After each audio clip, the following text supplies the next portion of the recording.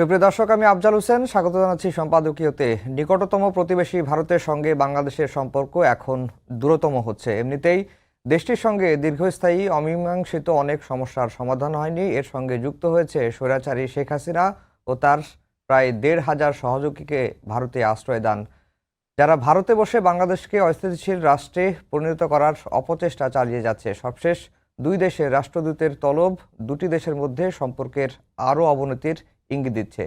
বন্ধুত্বপূর্ণ সম্পর্ক স্থাপনের বাধা কোথায়? বাধা দূরীকরণের কার দায়িত্ব কি? প্রাসঙ্গিক বিষয় নিয়ে আমাদের আজকের সম্পাদকীয় বাংলাদেশ ভারত সম্পর্কের উত্তাপ। আর এসব নিয়ে কথা বলতে আমাদের স্টুডিওতে উপস্থিত আছেন ডক্টর আমেনা মহসিন, সাবেক শিক্ষক, আন্তর্জাতিক সম্পর্ক বিভাগ, ঢাকা বিশ্ববিদ্যালয়, এবং রাহিদ এজাজ, সাংবাদিক, প্রথম আলো।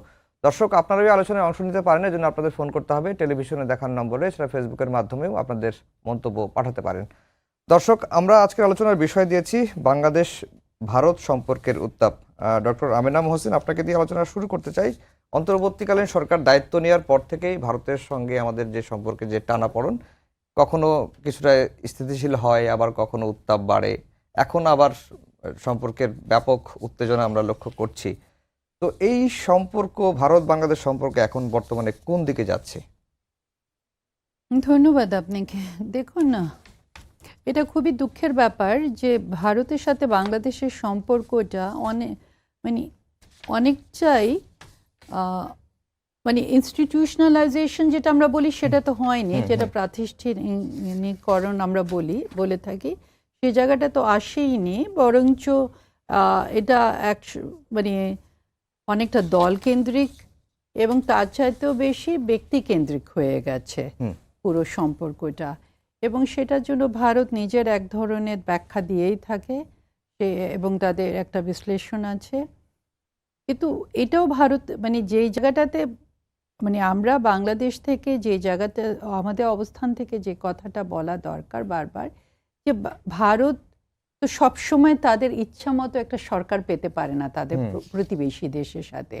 পররাষ্ট্রনীতি এমন একটা সম্পর্ক, এবং এটা পররাষ্ট্র ধরেন এটা একটা নীতির ব্যাপার না, পররাষ্ট্র নীতি যেখানে আমরা ফরেন পলিসির কথা বলি, সেখানে একটা কন্টিনিউটি থাকে সেই জায়গা। এবং যেহেতু ভারত আমাদের সবচেয়ে বড় প্রতিবেশী দেশ, সেখানে ভারতের সাথে আমাদের যেরকম সমস্যাও অনেক আছে, আবার আমাদের অনেক মিলও আছে, সেটা তো আমরা অস্বীকার করতে পারি না। আমাদের ধরেন এক সময় আমাদের কালচারাল মিল আছে, অর্থনৈতিকভাবে একের উপরেও আমরা নির্ভরশীল, আমরা ট্রেড, আমরা ইকোলজিক্যালি কানেক্টেড, অনেক দিক দিয়েই আমাদের, এবং সহযোগিতা বলেন সেটারও অনেক সম্ভাবনা আছে।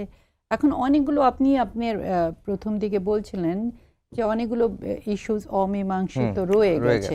তো এই ইস্যু কোনোটাই এমন না যেটা মীমাংসা করা যায় না যদি রাজনৈতিক ইচ্ছা থাকে। তো ওই এবং আমরা দেখেছি যে বিগত সরকারের সময় 15 বছর ধরে আমরা অনেক কানেক্টিভিটির কথা শুনেছি, এবং সেখানে এক ধরনের কাঠামোগত অনেক উন্নয়ন হয়েছে, সেটার জন্য রাস্তাঘাট বা ট্রেড এগুলোর কথা বলা হতো। কিন্তু যে জায়গাটাতে আমাদের পজিশনটা ছিল, আমাদের বলতে আমি আমার কথা বলছি, আমি সবাইকে নিয়ে তো কথাটা বলতে পারি না, যে এই কানেক্টিভিটিটা ইনফ্রাস্ট্রাকচারাল কানেক্টিভিটি দিয়ে তো আর এক দুটো দেশের মধ্যে হয়তো আপনি ট্রেড রিলেশনস ঠিক করতে পারেন, বা হয়তো ট্যুরিস্টের যাতায়াত হতে পারে, কিংবা মেডিকেল সার্ভিসেস আমরা অ্যাভেল করতে পারি। কিন্তু জিনিসটা হলো কি, একটা টেকসই সম্পর্কের জন্য কিন্তু একটা মানসিক একটা কাজ প্রয়োজন হয়, নির্ভরশীলতার জায়গাটা তৈরি করে নিতে হয়। তো ওই পিপল টু পিপল কানেক্টিভিটিটা কতটুকু হয়েছে, সেটা একসময় কিন্তু একেবারেই যে হয়নি আমি সেটা বলবো না, কিন্তু সেটা এই যে আমরা গত 1.5 দশক ধরে কানেক্টিভিটি, রোড কানেক্টিভিটির কথা বলছি, সেটার মাধ্যমে যে হয়েছে সেটা না, সেটা বরঞ্চ তারা আমরা একটা সময় দেখেছিলাম ট্র্যাক টু ডিপ্লোম্যাসি বলে একটা কথা ছিল, সেটা মাধ্যমে ধরেন অনেক একাডেমিক্সদের এক্সচেঞ্জ হতো, রিসার্চার্সদের এক্সচেঞ্জ হতো। তো এমন একটা সময় আসলো যখন দেখা গেল যে জার্নালিস্টরা, উনি আমার সাথে সাংবাদিক আছেন, উনি আমার চাইতে ভালো জানবেন, এবং আমিও একজন একাডেমিক, আমরা রিসার্চার্স, আমরাই সবচেয়ে বেশি তোপের মুখে পড়লাম। কখনো এই জায়গাটাতে আস্থার একটা জায়গা গড়ে ওঠেনি, বরঞ্চ ধরেন মানে ট্যুরিস্ট ভিসা পেতে যত সহজ ছিল মানে ভারতের সাথে, কিন্তু একাডেমিক্সরাদেরকে, জার্নালিস্টদেরকে সবসময় সন্দেহের চোখে দেখা হতো। এটা ভাইসা ভার্সাও হতে পারে। দেখেন, ওনাদের দিক থেকে কি আপত্তি আছে সেটা আমি বলতে পারবো না, আমি আমার দিকটা বলছি।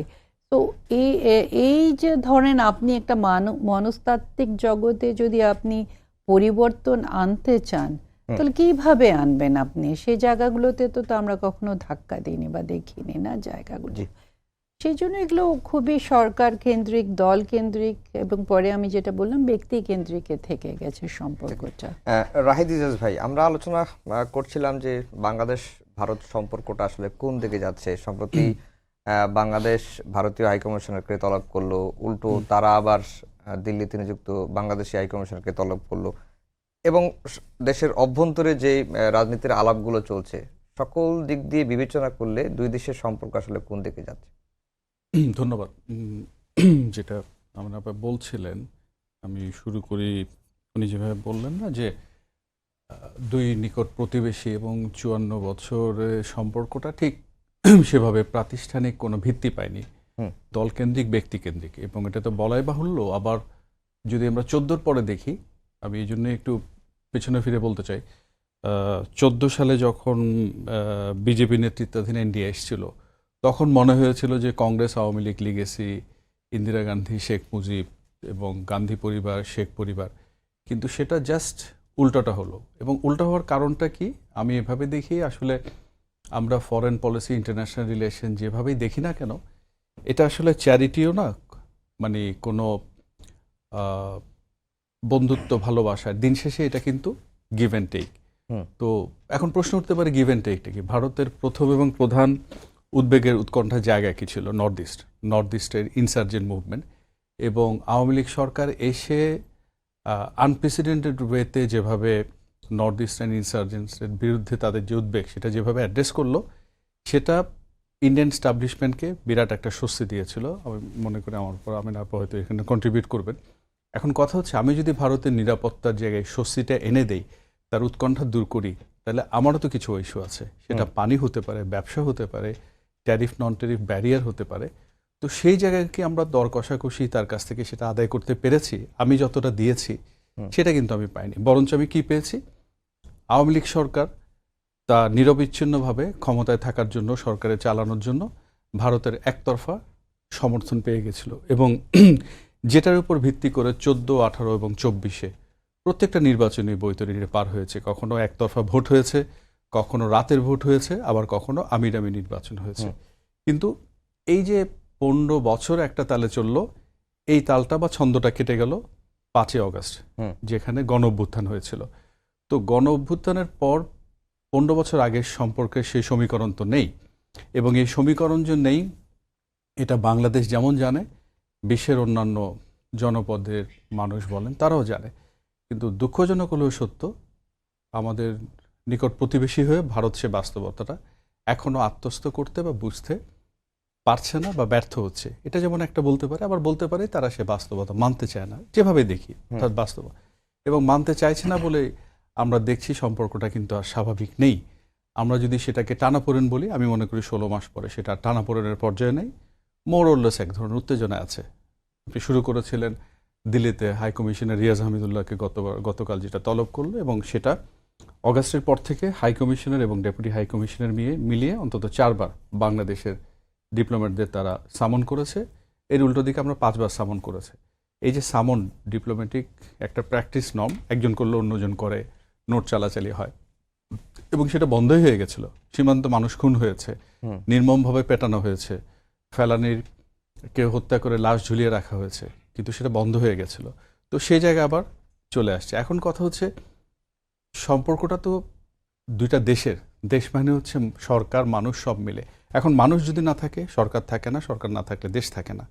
তো এবং আলটিমেটলি সরকারের যে সম্পর্ক, সেটা যে ট্যাঞ্জিবল হয় না, এবং আপনি জোর করে হাইব্রিড বলি, কসমেটিক বলি, কোনোটাই কিন্তু টেকে না, এবং সেটা যে টেকে না তার প্রমাণ হচ্ছে এই মুহূর্তে বাংলাদেশ ভারত সম্পর্কটা যে জায়গায় আছে।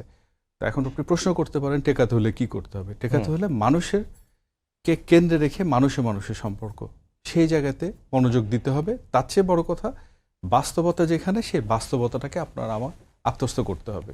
কিন্তু ডক্টর আমিনা মোহসিন যেটি বলছিলেন যে ভারত তো আসলে সবসময় চায় তাদের ইচ্ছা মতো সরকার পেতে, পেয়ে আসছে মানে আওয়ামী লীগের গত 15 বছরে, কিন্তু এটা তো হতে পারে না সবসময়। সেটা শুধু বাংলাদেশ কেন, আপনি দেখুন না, প্রতিবেশী শ্রীলঙ্কা বলুন, নেপাল বলুন, বিশেষ করে আমি নেপালের কথা বলতে চাই, এখন যে অবস্থা টানাপোড়েনের মধ্যে আছে, তো বাংলাদেশ তার প্রতিবেশী, নেপাল তার প্রতিবেশী, শ্রীলঙ্কা তার প্রতিবেশী। তো এই প্রতিবেশী দেশগুলোর সাথে তার টানাপোড়েনের সম্পর্কটা কি, সম্পর্কটা কেন? এই যে একটু আগে বললাম, ইন্টারন্যাশনাল রিলেশন মানেই হচ্ছে আপনার দেয়া নেওয়ার সম্পর্ক। এখানে চ্যারিটি না, ব্যবসা, স্বার্থ। অর্থাৎ ভারত যদি, যেটা আমি বারবার বলছি, আবার ফিরে আসি পুরোনো কথা, আমি যদি নিরাপত্তা নেই, তাহলে আমার পানি, বিদ্যুৎ, ব্যবসা ইত্যাদি ইত্যাদি যা যা আছে সেটা হবে। নিশ্চয়ই পুরোনো কথা মনে করিয়ে দিতে চাই, ট্রানজিট কানেক্টিভিটিকে একসময় খুব নিরাপত্তার লেন্সে দেখা হতো, খুব ভালো কথা, বিশ্ব নিরাপত্তা ইস্যু আছে, কিন্তু ওই লেন্সে দেখাটা যেমন ঠিক না, আবার এটা শুধু ইকোনমিক এই লেন্সে দেখারও সুযোগ নেই। ট্রানজিটের মাসুল চাইলে অভব্যতা হয়, অসভ্যতা হয়, চাইতে পারি না, সেটা কিন্তু একবারই ঠিক না। তাহলে প্রশ্ন হচ্ছে, আমি ট্রানজিট দিব, কানেক্টিভিটি দিব। ধরা যাক ভারতে প্রচণ্ড বৃষ্টিপাত এবং ভূমিধস হচ্ছে, এখন ত্রিপুরায় যে তেলটা আসামের রুমালিগড় থেকে আসবে, মেঘালয়, শিলং হয়ে বাংলাদেশের টেরিটরি দিয়ে, এই যে তার বৈরী পরিবেশে এক রাজ্য থেকে অন্য রাজ্যে বাংলাদেশের ভূখণ্ড ব্যবহার করছে, তার সময় বাঁচলো, তার খরচ বাঁচলো, এবং সেটা তাকে, এই পথ তাকে নিশ্চয়তা দিল। এই যে তিনটা বিষয়ে বাংলাদেশকে তো তার এর মূল্যটা দিতে হবে। সেই মূল্যটা কি ভারত সেভাবে দিয়েছে? আমরা হিউম্যানিটেরিয়ান প্যাসেজ দিয়ে কখনো ত্রিপুরায় চাল পরিবহন করতে দিয়েছি, কখনো জ্বালানি তেল সরবরাহ করতে দিয়েছি, সেটাকে পেয়েছি। ইভেন ত্রিপুরাতে যে ট্রান্সশিপমেন্টের কথা হয়েছে, আমাদের নদী, নালা, কালভার্ট নষ্ট করে যেটা করা হলো, পালাটানায় পাওয়ার প্ল্যান্ট করা হলো, তার জন্য কি যথার্থ মূল্য আমরা পেয়েছি? তো এই জিনিসগুলো যদি সুরাহা না হয়, আপনি যে বলছেন তার পছন্দের সরকার চায়, অর্থাৎ তার পছন্দ কেন? তার পছন্দ সরকার এই জন্য তার স্বার্থগুলো সে যাতে সমুন্নত রাখতে পারে। তো ঠিক আছে, তার স্বার্থটা সে সমুন্নত রাখুক, কিন্তু উল্টো দিকে সে যে রাষ্ট্রের কাছ থেকে এই সুবিধাগুলো নিচ্ছে, তার মূল্যটাও তো তাকে পরিশোধ করা উচিত। এই বাস্তবতার জমিনেতে তার আসা উচিত। কেন শুধু বাংলাদেশ নয়, আমরা যদি পুরো দক্ষিণ এশিয়া দেশি প্রতিবেশী দেশগুলোর সঙ্গে তারা এই টানাপোড়েন বা সংকটের মধ্যে আছে, তো ওই জায়গা থেকে ভারতকে কিন্তু আমি মনে করি কি বের হয়ে আসাটা জরুরি। সময় ডক্টর আমিনা মোহসিন, এই যে 5 আগস্টের পরে বাংলাদেশ ভারত সম্পর্ক, যে রাহিদ রেজাজ ভাই বললেন যে এটি আসলে এখন আর টানাপোড়েন পর্যায়ে নাই, এখন উত্তেজনার পর্যায়ে রয়েছে, এর মূল কারণ কি আসলে শেখ হাসিনাই? দেখুন, শেখ, আমি আপনি কথার উত্তর দেব, কিন্তু তার আগে যেটা রাহিদ বলছিল, একটা বড় ক্যানভাসের মধ্যে সে ড্র করার চেষ্টা করছিল ভারতের পররাষ্ট্রনীতিটা। আমার মনে হয় সেটা যদি আমরা বিশ্লেষণে আনি, তাহলে ব্যাখ্যা করতে সুবিধা হয়। ভারত কিন্তু নিজেকে, মানে দের ইজ নো ডাউট যে দক্ষিণ এশিয়ার মধ্যে ভারত সবচেয়ে বৃহৎ শক্তি এটাতে, এবং ভারত নিজেকে মনে করে যে রাইটফুলি সে ব্রিটিশ রাজের উত্তরাধিকারী। দেখেন, তার নামও কিন্তু ইন্ডিয়াই, হ্যাঁ, ভারত, ইন্ডিয়া, ওই নামের জায়গাটা থাকছে। একটা সময় কিন্তু একটা ভবানী সেনগুপ্ত, উনি একজন ওখানকার পলিটিক্যাল সায়েন্টিস্ট ছিলেন, উনি একটা ইন্ডিয়া ডক্ট্রিন বলে একটা ডক্ট্রিন দিয়েছিলেন, যেটা অনেকে ইন্দিরা ডক্ট্রিনও বলে থাকে। সেখানে ছিল যে ভারতের আশেপাশে যতগুলো রাষ্ট্র আছে সবগুলোর উপরে ভারতের আধিপত্য থাকবে। এটা কিন্তু অফিসিয়াল একটা ডক্ট্রিন ছিল। আর আধিপত্য থাকবে, এবং আধিপত্য শব্দটা তো ওরকম ছিল না যে ভারতের ইয়ের মধ্যেই থাকবে, আর ওখানের ইন্টারেস্টগুলো ভারতে, মানে এগুলো ভারতই এক ধরনের নজরদারিতে রাখবে। কারণ ভারত নিজেকে, আমি আবারও বলছি, ভারত নিজেকে কিন্তু ক্লেম, মানে ওরা নিজেদেরকে সেভাবেই দেখতে অভ্যস্ত।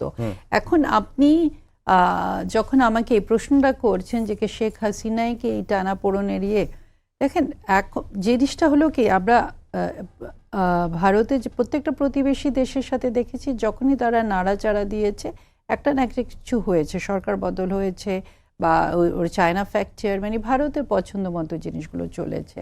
এখন এখানে যে জিনিসটা হলো, আওয়ামী লীগ তাদের ইন্টারেস্টগুলো, যেটা ওরা বলে যে আমাদের, বিশেষ করে ওরা তাদের সিকিউরিটির কথা বলে, নর্থ ইস্টের কথা বলে, যে আমাদের সিকিউরিটি ইন্টারেস্টটা আওয়ামী লীগ দেখেছে সেই, এবং তারা যেই জায়গা, এবং বারবার একটাই কার্ড ওরা ব্যবহার করে যে এখানে একমাত্র সেকুলার ফোর্স হলো আওয়ামী লীগ। আওয়ামী লীগ যদি ক্ষমতায় না থাকে তাহলে এখানে ধরেন ইসলামিক ফান্ডামেন্টালিজম বলেন, আপনি ইসলামিস্ট ফোর্সেস বলেন, যে নামেই বলেন, টেরোরিজম বলেন। মানে আপনি যদি আজকাল ওদের সোশ্যাল মিডিয়াতেও দেখেন, আমাদের ভারতের যারা প্রাক্তন হাই কমিশনার্সরা আমাদের দেশে সার্ভ করে গেছেন, ওনারা বেশ সোচ্চার এসব বলতে, যে বাংলাদেশে এনআরকি টোটালি প্রিভেল করছে এবং এখানে একটা জঙ্গিবাদে আস্তানা হয়ে যাবে, এবং এটার মাধ্যমে ইন্ডিয়া নর্থ ইস্টের মাধ্যমে জিনিসগুলো ওখানে এক্সপোর্ট করা হবে, এই ধরনের একটা এটাও আমাদেরকে মাথায় রাখতে হবে। ভারতে কিন্তু একটা সরকার আছে ক্ষমতায় যারা হিন্দুত্ব আইডিওলজিতে বিশ্বাস করে।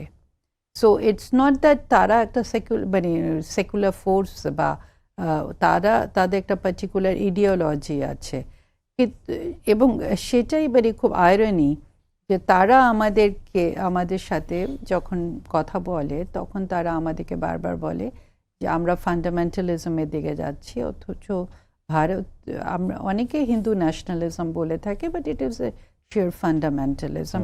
আবার অনেকে এটাও তর্ক করে, আমি আপনাকে বিভিন্ন দিকগুলো দিয়ে বলছি, যে ওটা ওদের হয়তো পার্টির ইডিওলজি, কিন্তু তারা এটাকে অন্যান্য জায়গায় রূপান্তরিত করেনি। বাট আমরা যদি ওদের সিটিজেনশিপ অ্যাক্ট দেখি এবং আমরা যদি ওদের বিভিন্ন ধরনের বক্তব্যগুলো শুনি, তাহলে তো এটা তো রূপান্তরিত হয়েছে, তাই না?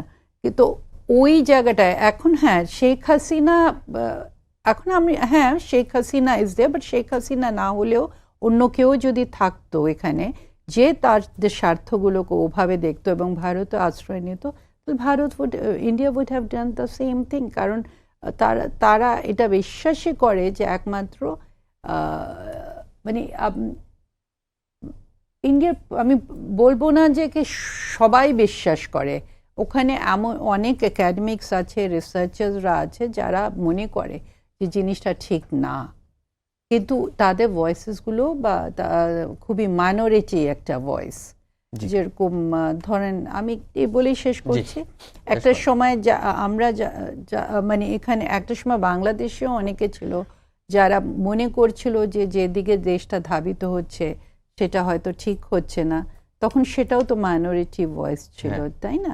তো ভারতেও আছে, বাট আলটিমেটলি ওই অবজেক্টিভিটির জায়গাটা সামহাও, এবং ইন্ডিয়ান ফরেন পলিসিতে একসময় ওরা নেবারহুড ফার্স্ট বলতো, কিন্তু আমি সবসময় একটা জিনিস বলে এসেছি, it's not neighbourhood first, it's India first.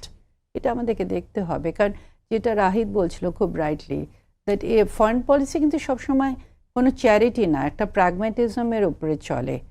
আমার ন্যাশনাল ইন্টারেস্টটা আমাকে এখানে মূল জায়গাটা থাকে, সেখানে বাংলাদেশ সেই নিজের ন্যাশনাল ইন্টারেস্টটাকে দুঃখজনক যে আমরা দেখিনি। জি রাহিদ ভাই, এই যে শেখ হাসিনা তো একটা কারণ আছে অবশ্যই, এবং এর বাইরে আমরা দেখেছি যে যখন পিলখানার ট্র্যাজেডির ঘটনায় ভারতের সম্পৃক্ততার কথা উঠে আসলো, এবং সাম্প্রতিক সময়ে হাদিরকে গুলি করে যিনি পালিয়ে গেছেন তিনি ভারতে আশ্রয় নিয়েছেন, এটি নিয়ে একটি টানাপোড়েন।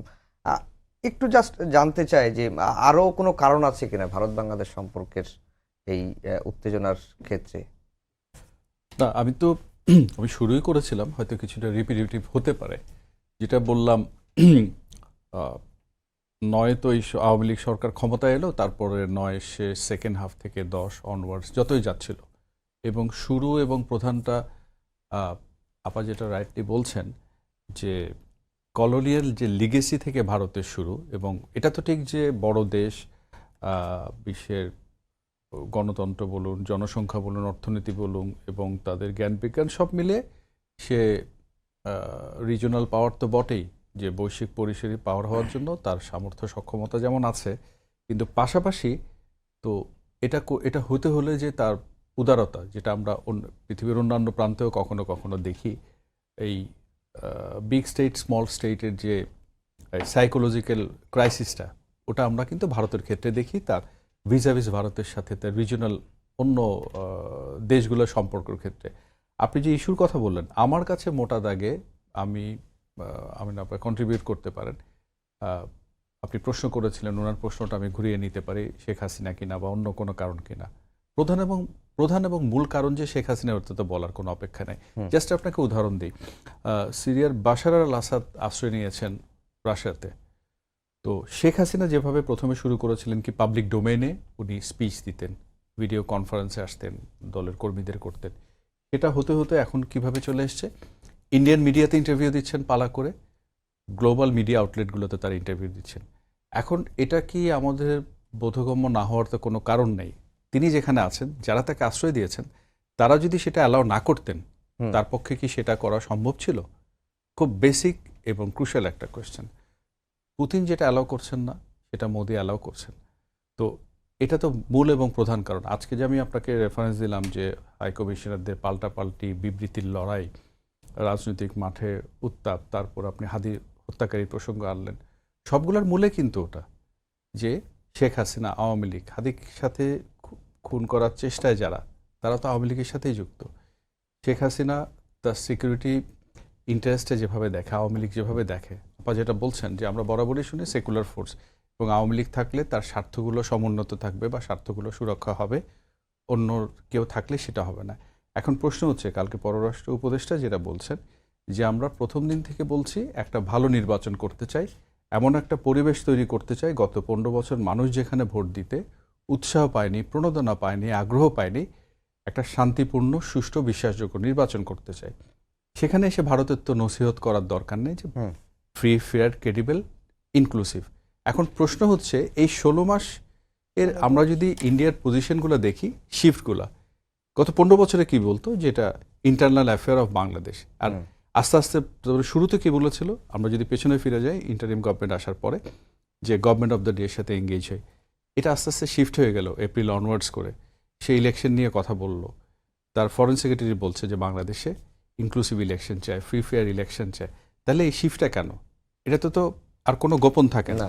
আমি আপনাকে ধরিয়ে দিলাম যে এখানে তাহলে তাদের পছন্দের দল আওয়ামী লীগ, একদম পরিষ্কার, এটা নির্জলা সত্য। দ্বিতীয় কথা হচ্ছে, আওয়ামী লীগ জুলাই আগস্টে যেটা করেছে এটা তো বিচার হচ্ছে, এবং একটা বিচারে তো শেখ হাসিনা এবং আসাদুজ্জামান কামালের মৃত্যুদণ্ড হয়েছে, তার কার্যক্রম নিষিদ্ধ হয়েছে। সেখানে সে প্রেস করে যাচ্ছে যে আওয়ামী লীগকে ভোটে আনতে হবে, আওয়ামী লীগকে ভোটে না হলে ইনক্লুসিভ হবে না। যে দল এমন অপরাধ করেছে, গর্হিত অপরাধ করেছে, যে নিজের মানুষের দিকে, নিজের জনগণের প্রতি বুকের উপর আপনি বন্দুক তাক করেছেন, তো এই অপকর্মের তো শাস্তি দেওয়া উচিত, শাস্তি পাওয়া উচিত। আর ভোটে আসবে কি আসবে না সেটা তো বাংলাদেশের জনগণ ঠিক করবে। আপনি তো বাইরে থেকে এসে চাপিয়ে দিতে পারেন না। তো এক কথা আপনি আমাকে যদি বলেন আওয়ামী লীগ, শেখ হাসিনা, এটাই কিন্তু টানাপোড়েনের মূল ইস্যু। কখনো কখনো, এবং একটা বিষয় ভুলে গেলে হবে না, পানি আমার কাছে সেন্সিটিভ ইস্যু, বর্ডার কিলিং আমার কাছে সেন্সিটিভ ইস্যু, তার কাছে যদি সিকিউরিটি সেন্সিটিভ ইস্যু হয়, কানেক্টিভিটি ইস্যু হয়, এই ইস্যুগুলোতে আমরা সজাগ হব, সচেষ্ট হব, এবং সরকারি পরিসরে যারা দায়িত্বশীল পদে আছেন তাদেরকেও আমি মনে করি এটাতে সচেষ্ট থাকা উচিত, কথার লড়াইগুলোতে সংযত হওয়া। জি, কথার লড়াইগুলোতে একটু সংযত হওয়া, এই কথার লড়াইয়েও কি সম্পর্কের প্রভাব পড়ে কিনা? সম্প্রতি এনসিপির একজন নেতা 7 সিস্টার্স নিয়ে কথা বলেছেন, এসব বিষয়গুলো কি দুই দেশের সম্পর্কে মানে টানা উত্তেজনায় আরো একটু ঘি ঢেলে দেয় কিনা? না, সেটা তো স্বাভাবিক। মানে ধরেন ভারত এবং বাংলাদেশের সম্পর্ক এখন যে জায়গাটাতে আছে, এটা একটা খুবই একটা সেন্সিটিভ জায়গার মধ্যে আছে, এবং আমি আবার ওই জায়গাটাতে ফেরত যাব, দ্যাট আমরা চাই না চাই ভারতের সাথে আমাদের সম্পর্ক থাকবে বা রাখতে হবে, এবং ভারত চাক না চাক আমাদের সাথে তাদের সম্পর্ক থাকতেই হবে।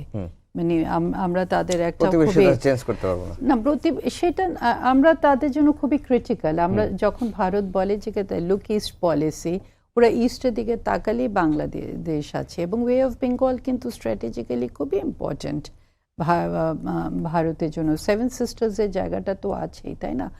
ওই জায়গাটা তো ধরেন ওখান থেকে আউটলেটের ব্যাপারগুলো আছে এবং সিকিউরিটি ইস্যুসগুলো ওরা বারবারই তুলে। দেখেন এই জায়গাটাতে না মানে ইন্ডিয়া, আমি জানি না কেন ইন্ডিয়ার থেকে কিন্তু এই কথাটা বারবার তোলা হয় যে নর্থ ইস্টের ইনসার্জেন্সিকে আমরা করেছি। তো আমাদের এখানেও অনেক ধরনের সমস্যার মধ্যে ইন্ডিয়ার ইন্ধন ছিল এবং তারা সেগুলোকে অ্যাসিস্ট করেছে। এখন দেখেন ওরা রোহিঙ্গাদেরকে ঠেলে দিচ্ছে, ওদের দেশে যারা রোহিঙ্গার আশ্রয় নিয়েছে তাদেরকে বাংলাদেশে তারা ঠেলে দিচ্ছে। এক সময় যখন পার্বত্য চট্টগ্রামে ইনসার্জেন্সি চলছিল, সেই ইনসার্জেন্সি শান্তি বাহিনী তো ওদের কাছ থেকেই ট্রেনিং পেয়েছিল। সো এই জায়গাগুলো না আমরা অতটা আলোচনার মধ্যে আনি না, আমি জানি না, বাট সামহাও আমরা আনি না এই জিনিসগুলা। মানে এটা কথা বলছেন, হ্যাঁ, তাহলে হোয়াটস অ্যাবাউট হ্যাঁ মানে চিটং হিল ট্যাক্স, মানে আমি তারা ব্যাকিংটা কোথা থেকে পেল? দেখেন নর্থ ইস্টও যেরকম একটা তাদের রাষ্ট্র দ্বারা ক্রিয়েটেড ছিল, এখানে আমাদের রাষ্ট্রেরও ব্যর্থতা ছিল বলেই পার্বত্য চট্টগ্রামের সমস্যাটা তৈরি হয়েছে। ঠিক সেভাবেই নর্থ ইস্টে ইন্ডিয়ান রাষ্ট্রের ব্যর্থতা ছিল বলে নর্থ ইস্টে মানে সমস্যাটা ক্রিয়েট হয়েছে এবং এগুলো রাজনৈতিক সমস্যা, রাজনৈতিকভাবেই সমাধান করা দরকার। অস্ত্র যখন মানে এই যে আমরা কিন্তু ডিসকাশনের মধ্যে, ডিসকোর্সের মধ্যে কিন্তু এই জিনিসটা আনি না, আমি জানি না আমাদের একাডেমিক্সরাও আনে না এবং আমরা বারবার একই জায়গা থেকে এই কথাগুলো শুনতে থাকি যে নর্থ ইস্টে আমরা মদত দিয়েছি। এই কয়েক মানে এই আমার মনে হয় এগুলোকে খুব এই জায়গাটাতে ওরাও যে মদত দিয়েছে সেটাও আমাদের আনার প্রয়োজন আছে যে ওরাও মদত দিয়েছিল এবং এখনকার যে সিচুয়েশনটা ওখানে দাঁড়াচ্ছে সেই প্রেক্ষিটাও আমাদের আনা দরকার এবং রোহিঙ্গাদেরকে যে তারা পুশিং করে দিচ্ছে সেটাও আনা দরকার। তো আমাদেরও তো নিরাপত্তার একটা ইস্যু আছে, তাই না? আমরা একেবারে শেষের দিকে চলে এসেছি। রাহিদ ইজাজ ভাই, হাতে সময় আছে মাত্র 3 মিনিটের মতো। এই যে সম্পর্ক, এই সম্পর্কের রূপরেখা আসলে কবে ঠিক হবে? অনেকে বলেন যে নতুন সরকার আসলে সেই সরকারের সাথে হয়তো টানাপোড়েন থাকবে না বা একটা জায়গায় আমরা এসে দাঁড়াবো। আপনার কাছে কি মনে হয়? দেখুন, আমি সবসময় বিশ্বাস করি যে মানে জীবনের প্রতিটা পর্বে, আজকে আমরা 3 জন যে জায়গায় দাঁড়িয়ে আছি, আমরা রাতারাতি তো নিশ্চয়ই চেয়ারগুলোতে বসে নেই না, একটা পর্ব পেরিয়ে এখানে আমাদের আসতে হয়েছে। আমি সবসময় কেস স্টাডি দিয়ে বলতে পছন্দ করি। আপনার নিশ্চয়ই আমাদের মনে আছে বিএনপি জামাতের জোট সরকারের পরে সেনা সমর্থিত তত্ত্বাবধায়ক সরকার ক্ষমতায় ছিল 2 বছর।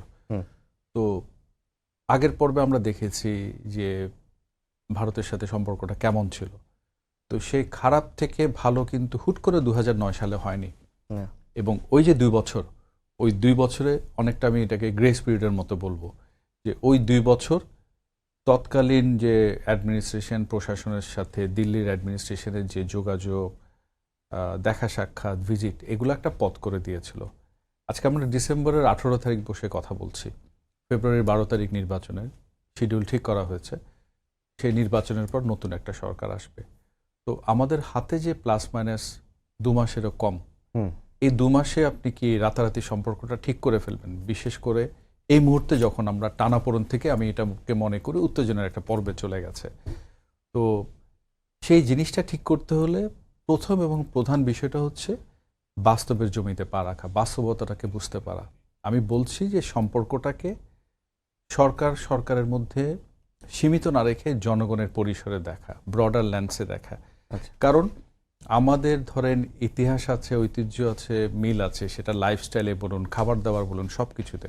আবার পাশাপাশি পরিবর্তিত সময়কেও আমাকে আপনাকে আত্মস্থ করতে হবে। মানুষের চাওয়া পাওয়াটা কি, প্রত্যাশাটা কি। এই 15 বছরে যা হয়েছিল বাংলাদেশে, আমরা দুঃশাসন, অপশাসন বলি, বাক স্বাধীনতার অভাব বলি, গণতন্ত্রহীনতা বলি, প্রাতিষ্ঠানিক দুর্বলতা বা প্রাতিষ্ঠানিক ভেঙেচোরা, সেখানে তো ভারতের কন্ট্রিবিউশন আছে। আওয়ামী লীগ যদি আজকে এভাবে ক্ষমতায় না থাকতো, দেশটা এভাবে না চালাতো, আজকে তো দুর্দশায় পড়তে হতো না, এত রক্ত ঝরতো না। তো সেই বিষয়টাকে আত্মস্থ করা জরুরি এবং আমি মনে করি কি বাস্তবতাটাকে মেনে নিয়েই আমাদের যদি একটা ভালো প্রতিবেশীমূলক, সুপ্রতিবেশীমূলক সম্পর্ক রাখতে চায়, পরস্পরের প্রতি শ্রদ্ধা, বিশ্বাস, আস্থাটা রাখতে হবে। রেসপেক্ট নামক জিনিসটাকে বাস্তবে প্রমাণ করে দেখাতে হবে। সেটা যদি আমি করতে পারি তাহলে সম্পর্কটা স্বাভাবিক হবে, সেটা যদি করতে না পারি সম্পর্ক কবে কখন স্বাভাবিক হবে এটা নিয়ে আমি অন্তত সন্দিহান। জি, দুজনকেই অসংখ্য ধন্যবাদ জানিয়ে শেষ করছি, আমাদের সময়টা আজকে একটু কম। শেষ করছি, আমাদের আগামীকাল আবারও দেখা হবে একই সময়ে। শুভরাত্রি।